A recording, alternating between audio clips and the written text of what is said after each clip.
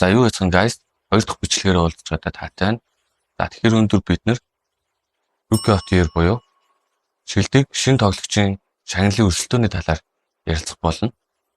За миний бодлоор бол энэ өрсөлдөөнд 3 тоглогч бол маш давмгай өрсөлдөөд энэ тоглогчдын айл нэг нь ер нь бол Rookie of the Year шагналыг авах болов уу гэж таамаглаж байгаа. За тэгээд өнөөдөр та бүхэнд өөрийнхөө таамгийг танилцуулах болно.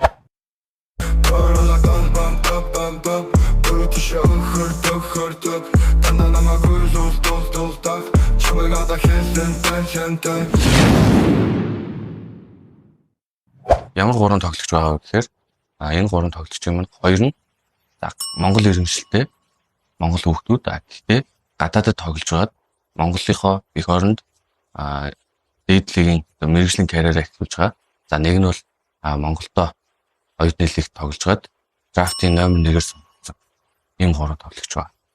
За эхний тоглогч бол Бишэлт Метал багийн тоглогч Маргад. За Маргадын довтлооны ур чадвар хамгаалт хоёрт бол одоо өөлөх зүйл байхгүй юм шиг тоглолтыг үзүүлж байгаа.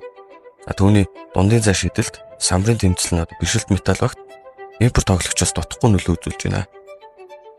За Маргадыг Монголын ирээдүйн санчир гэж хүмүүс ярьж байгаа бөгөөд надад бол тоглолтын хувьд эд үеийн Торонто Raptors-ын Kawhi шиг санагдж байгаа. За тэрээр дээдлигийн дебют тоглолтод хасыг өлүүд багийн эсрэг эхний хагас цандарсан уу эсвэл дэгийн уур амьсгал тасаагүй байсан уу? Хэд хэдэн довтлооны амжилттай болсон ч за 2 дугаар хагасаас хойш өөрийн хэмлэг олж аврагуудын баярыг нуурахад 17 оноогоор тусалсан. За мөн 2 дахь тоглолтод SGPS багийн эсрэг 18 оног авсан ч эцсийн мөчт баг нь хожигдлуулсан. Тэрээр дээдлигт эхний үлэлтэд тоглож байгаач аль хэдийн багийн лидер довтлооны номер 1 сонголтчиг тоглолтуудыг хийж байгаа нь за улирлын үн цэнтэй тоглогчийн шагналтч одоо өрсөлдөж болохоор харагдаж байна. За ийм учраас би Маргадыг Rookie of the Year болох магадaltaй гэж сонгож байна.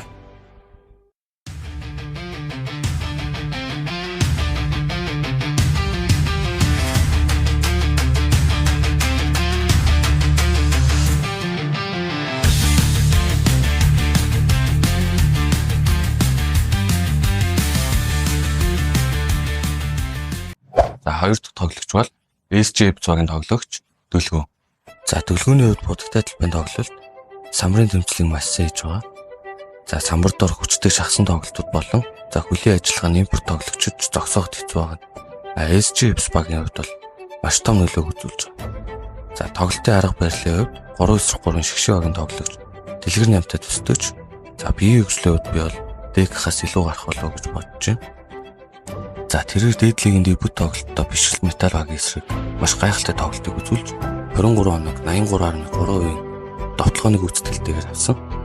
За анхны үлэлтээр дээдлигт тоглож байгаа хэдий ч аль хэдийн багт маш том үр нөлөө үзүүлж өөрийн байр суурийг баттгаж чадсан байгаа учраас за бид Дөлгөөний Rookie of the Year шагналын өрсөлдөөнд зайлшгүй байх ёстой гэж таамаглаж байна.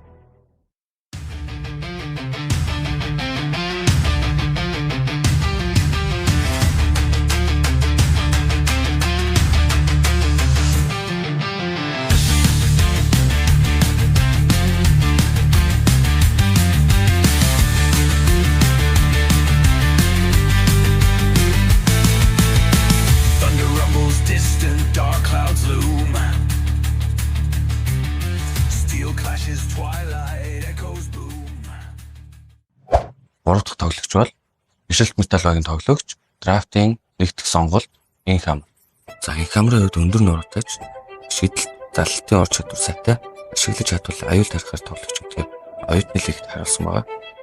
За мөн түүний хамгаалч бас дайжгүй гэдэг Азийн оюутны аврагуудын лигийн үеэр хийсэн блокууд нь хангалттай нотлох байна. За одоогоор доктортой минут довтлооны эрх мэдлэлд хэдий өөрт нь байхгүй байгаач улирлын дундор очроо олоод ирвэл Rookie of the Year шагналд өрсөлдөх боломжтой гэж би бодож байна. За Инхамрын тоглолтын үед өмнө нэтүүгийн ерөөсөд багийн маш авьяаслаг тоглогч байсан. Их уул гэдэг тоглогчтой тун төстэй сан.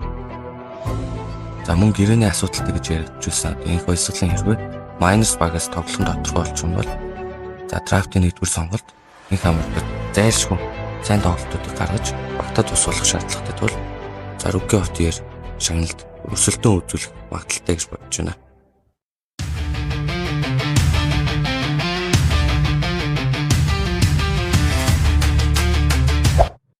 За ингээд энэ удаагийн бичлэгээрээ Rookie of the Year шагналд өрсөлдөх боломжтой 3 тоглогчоор Маргад, Дүлгөн, Инхамар 3-ыг сонголоо. За та бүхэн бас өөрсдөө саналаа комент зөвчөөрэй. За бичлэгтэй өмнө хамт байсан хүмүүстээ баярлалаа. Баяртай.